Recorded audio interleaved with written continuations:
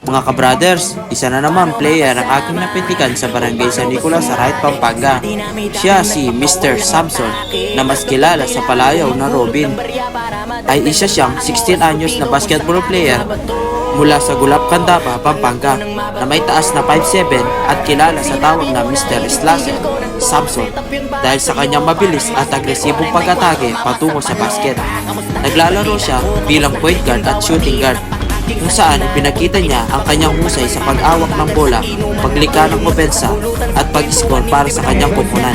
Sa kanyang paglalaro ng basketball, nakamit niya ang mga parangal na most improved player at mythical 5 na patunay ng kanyang dedikasyon. Naranasan ko na rin yan yung tipong walang pagkakataon na mapakinggan at dumating sa puntong wala na rin malapit ang sarili ko na lang at nagsilbi ko na sandigan. Kaya walang may